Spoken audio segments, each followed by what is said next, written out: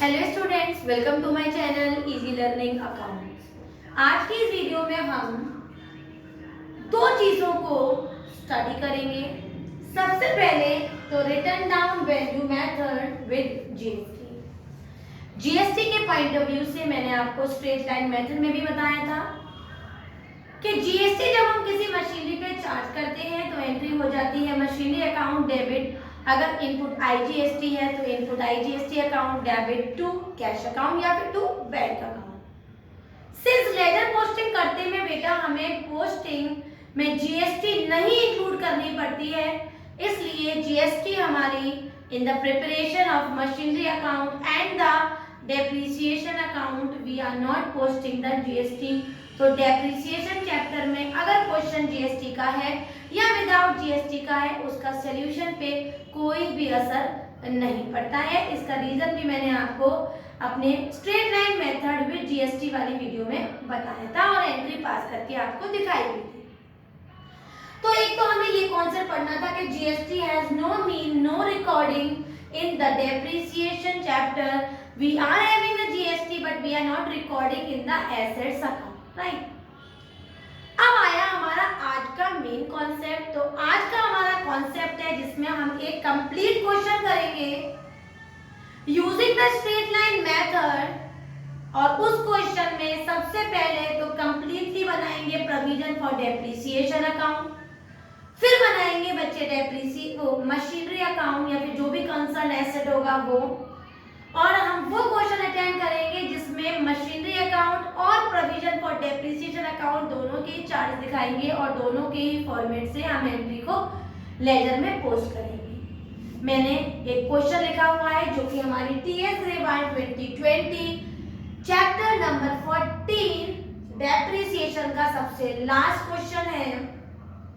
उस क्वेश्चन को हम अटेंड करेंगे और देखेंगे कि जब एक स्ट्रेट लाइन मेथड में हमें एसेट्स अकाउंट के साथ प्रोविजन फॉर डेप्रिसिएशन अकाउंट भी बनाना होता है तो हम उसे किस तरह से शो करते हैं और आंसर को हम किस तरह से निकालते हैं। मैंने ये क्वेश्चन टीएस देवा ने जैसे अभी बताया उसमें से लिया हुआ है जो कि हमारा सबसे लास्ट क्वेश्चन है, क्वेश्चन नंबर 29 और पेज नंबर 40.54, राइट।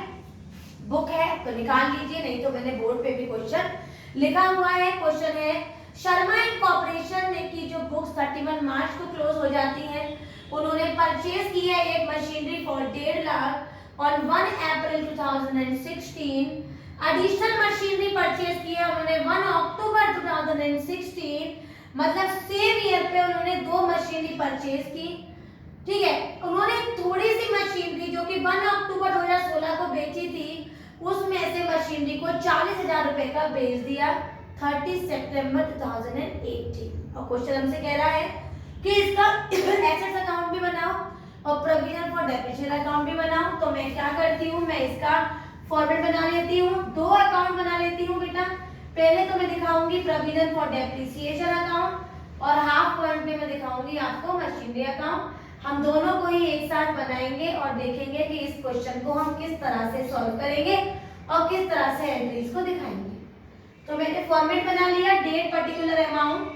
सबसे पहले बनाया मैंने प्रोविजन फॉर डेप्रिसिएशन अकाउंट, फिर मैंने बनाया बेटा कंसर्न एसेट्स अकाउंट जो कि क्वेश्चन में मशीनरी दे रखा है। इनकी हेडिंग्स लिखी, date particular amount, date particular amount. ये हो गई हमारी credit side, this is the debit side. Same यहां पर भी किया हमने, date particular amount, date particular amount, clear बेटा।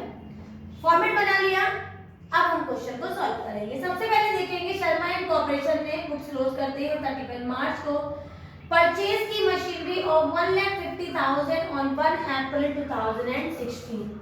तो अप्रैल 1 2016 में शर्मा ने मशीनरी परचेज की, हमने लिखा बैंक अकाउंट। और कितने की मशीनरी ली बेटा, 1.5 लाख रुपए की। उन्होंने अक्टूबर 1 2016 में एक और मशीनरी ले ली जिसका अमाउंट था हमारा कितने का, ऑफ 50,000। तो याद रखना, जब भी प्रोविजन फॉर डेप्रिसिएशन अकाउंट भी क्वेश्चन में बनता है तो मशीनरी अकाउंट में केवल परचेज और सोल्ड दिखाते हैं, डेप्रिसिएशन का सारा कॉन्सेप्ट चला जाता है हमारा प्रोविजन फॉर डेप्रिसिएशन अकाउंट में, जो कि लायबिलिटी अकाउंट है। तो हम उसको क्रेडिट साइड से शुरू करेंगे। सबसे पहले मैं दिखा देती हूँ, क्योंकि 31 मार्च 2017 में क्लोजिंग होगी, तो मैंने यहाँ पर लिखा 31 मार्च 2017। मैंने यहाँ पर दिखाया बाय डेप्रिसिएशन अकाउंट। बेटा मेरे पास दो मशीनरी है। पहली मशीनरी है मेरे पास 1.5 लाख रुपए की, जो कि पूरी साल चली है, और डेप्रिसिएशन का जो हमारा रेट है वो है 10%। पूरी साल चली है तो 1.5 लाख का 10% हो गया हमारा 15,000। मैंने यहाँ पर 15,000 लिख दिया, ध्यान से देखिएगा। दूसरी मशीनरी 50,000, 10% हो गया 5,000, और 5,000 क्योंकि 1 अक्टूबर को ली है तो मैंने इसका आधा कर दिया, तो वैल्यू आ गई 2,500।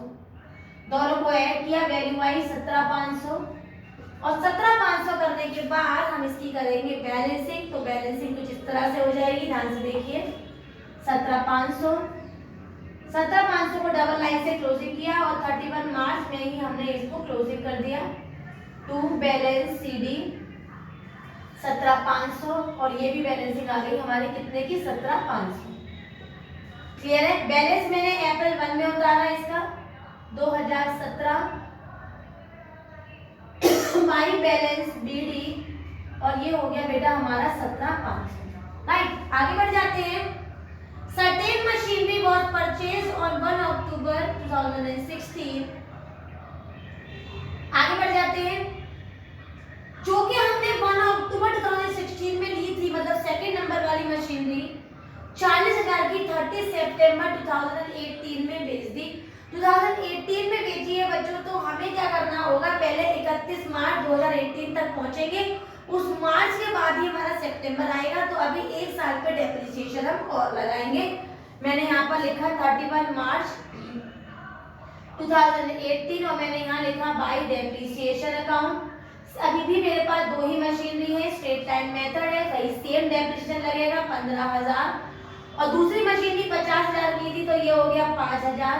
दोनों को ऐड किया हो गया 20,000, और दोनों को ऐड किया तो ये हो गया 37,500, और बैलेंसिंग यहाँ भी कर दी तो बैलेंसिंग आई 37,500, और 31 मार्च 2018 में मैंने बैलेंसिंग किया तो ये हो गया टू बैलेंस CD, और ये हो गया हमारा 37,500। यहाँ तक की बात मुझे लगता है आप लोगों को अच्छे से क्लियर हो गई होगी। अब मैंने इसका बैलेंस उतारा नीचे, और बैलेंस में यहाँ पर लिखा अप्रैल 1 2018, और यहाँ लिखा बाय बैलेंस BD, और बाय बैलेंस BD लिखने के बाद बेटा मैंने यहाँ पर 37,500 की बैलेंस उतार दी।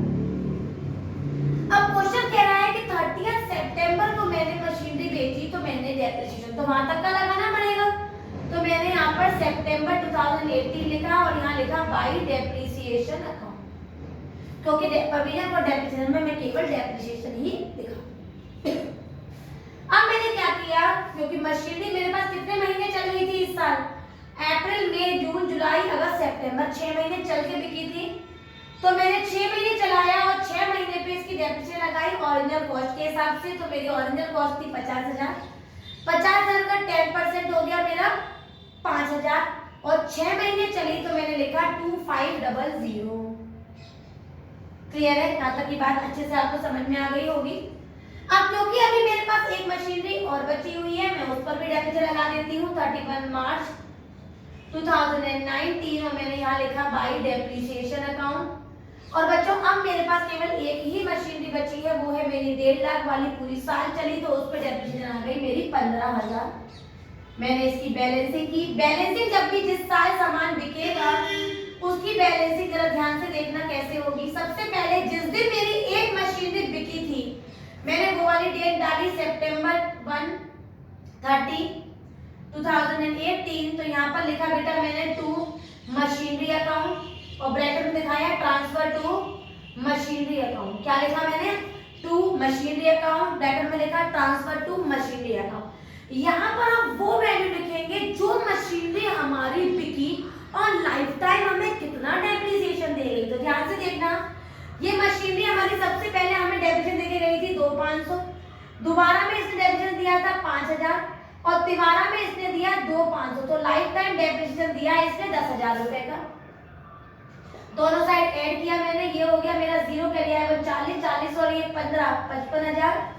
55,000 को ही मैं इधर ले आई और 55 में से 10 गया तो वैल्यू आ गई 45,000। मैंने यहाँ पर लिखा टू बैलेंस सीडी और ये बैलेंसिंग आ गई मेरी 31 मार्च 2019 की। और इस तरह से बनाया मैंने अपना वैल्यू। कौन सा अकाउंट बनाया मैंने अपना? Provision for depreciation account. एक बार और समझ लो, डेप्रिसिएशन लगाया 2 मशीनरी का, एक का 6 महीना, एक का पूरा साल। वैल्यू बैलेंस की, बैलेंसिंग को ब्रॉट डाउन किया। एक साल बाद बिकना था तो मैंने एक साल डेप्रिसिएशन और लगाया, फिर बैलेंस किया, बैलेंस ब्रॉट डाउन किया। 30 सितंबर में सेकंड वाली मशीनरी बिक गई, मैंने उसका लाइफ टाइम डेप्रिसिएशन लगाया और मैंने जो बची हुई मशीनरी थी उसका भी पूरी साल का डेप्रिसिएशन लगाया। अब जो मशीनरी मेरी बिकी थी उसको टू एसेट्स के नाम से ट्रांसफर टू मशीनरी अकाउंट से उसका लाइफ टाइम डेप्रिसिएशन दिखाया 2,500, 5,000 और 2,500, तो 5 और 5 10। 10 में से मैंने 55 को माइनस किया तो 45,000 रुपीज मेरा प्रोविजन फॉर डेप्रिसिएशन अकाउंट का बैलेंस आ गया। अब मैंने बनाया मशीनरी अकाउंट, जो कि मैं थोड़ा सा स्टार्ट कर चुकी थी आपके लिए स्टार्टिंग में। 2 मशीनरी मैंने ली थी बच्चों, यहाँ डेप्रिसिएशन अकाउंट अब होगा नहीं तो इसकी बैलेंसिंग कर देंगे।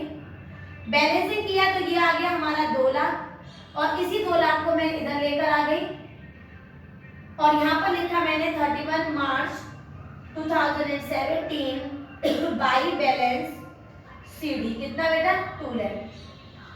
2 लाख को मैंने अप्रैल 1 में ब्रॉट डाउन किया टू बैलेंस बीडी और ये आ गया हमारा 2 लाख। क्योंकि इस साल मैंने कुछ भी नहीं बेचा तो मैंने 31 मार्च पे दोबारा से इसकी बैलेंसिंग की, जो कि यहाँ भी आ गया 2 लाख और फिर यही वैल्यू मैंने लिखा बाई बैलेंस सीडी में 2 लाख, क्योंकि कुछ भी ना खरीदा और कुछ भी नहीं हमने बेचा। इसको फिर मैंने ब्रॉट डाउन किया बेटा अप्रैल 1 2018 में और यहाँ लिखा मैंने टू बैलेंस सीडी बीडी और ये आ गया मेरा 2 लाख। क्योंकि बेटा सितंबर 30 में मैंने एक मशीनरी बेच दी है, मैंने बाई बैंक अकाउंट से ब्रैकेट में दिखाया सोल्ड और सोल्ड कितने का किया था मैंने? 40,000। बहुत ध्यान से देखिएगा इस कॉन्सेप्ट को। इसके जस्ट नीचे लिखूंगी by provision for depreciation account. यहाँ से ये वाली वैल्यू निकालूंगी जो मैंने प्रोविजन में लिखा था कि ट्रांसफर टू एसेट्स अकाउंट 10,000 लिख दिया। अब 50,000 की चीज बेटा 40,000 के डेप्रिसिएशन प्रोविजन आ गया। 50,000 की चीज 40,000 का डेप्रिसिएशन आ गया बेटा, तो मेरे पास 50 की चीज 50 का ही एडिशन, तो नो प्रॉफिट नो लॉस। अगर यहाँ 50 से दोनों के एडिशन कम होता तो लॉस, 50 से ज्यादा होता तो यहाँ लिखते थे प्रॉफिट, क्योंकि 50-50 के बराबर है तो neither profit neither nor loss. Balancing करेंगे बेटा, यहाँ पर लिखा मैंने 2 लाख और क्योंकि अब मेरे पास केवल वही बैलेंस आना चाहिए जो मशीनरी मेरे पास बची है, तो हम सबको बताया कि हमारे पास केवल एक ही बैलेंस बचा है मशीनरी का, वो कि हमारी 1.5 लाख रुपए की है। 1.5 लाख हमारा यहाँ आ गया। 2 लाख से हम दोनों साइड बैलेंसिंग कर ली और ये बन गया बेटा हमारा मशीनरी। क्लियर है? अगर क्वेश्चन में आपसे कहे कि आप मशीनरी डिस्पोजल अकाउंट भी बनाओ तो बहुत आसानी से डिस्पोजल अकाउंट बनाइएगा। मैं एक बार आपको बता देती हूँ, एक बार मैं आपको बता भी चुकी हूँ अपने लास्ट टू लास्ट वीडियो में। हम अकाउंट बनाएंगे मशीनरी डिस्पोजल अकाउंट। हमेशा जो मशीनरी बिकती है केवल उसी को दिखाने के लिए ये अकाउंट बनाया जाता है। Date particular amount, date particular amount disposal account. और यहाँ पर हमने देखा कि 30 सितंबर को हमारी मशीनरी बिकी थी, तो यहाँ पर हमने लिखा टू बैंक मशीनरी अकाउंट और मशीनरी के हमारे पास जो बिकी थी वो थी 50,000 की, राइट। अब हमने ये 30 सितंबर यहाँ पर लिखा और लिखा by balance by bank account, जहाँ पर मैं दिखा रही हूँ सोल्ड। कितने की सोल्ड हुई थी? 40,000 की। 10,000 का लाइफ टाइम डेप्रिसिएशन मतलब प्रोविजन फॉर डेप्रिसिएशन हुआ। दोनों साइड 50,000 आ गया था क्योंकि नीदर प्रॉफिट और नॉन लॉस था। तो इस तरह से जब हम एक छोटा सा मशीनरी के बिकने का डिस्पोजल अकाउंट बनाते हैं तो उसे कहते हैं एसेट डिस्पोजल अकाउंट। यहाँ पर हमने पूरे चैप्टर को कंप्लीट किया। इस चैप्टर में हमने एनुअल डेप्रिसिएशन निकालना भी सीखा, हमने स्टेटमेंट मेथड से मशीनरी अकाउंट डेप्रिसिएशन अकाउंट भी सीखा, रिटर्न डाउन वैल्यू मेथड को भी जाना और इस चैप्टर को अच्छे से कंप्लीट किया। हमने डेप्रिसिएशन के दोनों मेथड्स कंप्लीट किए।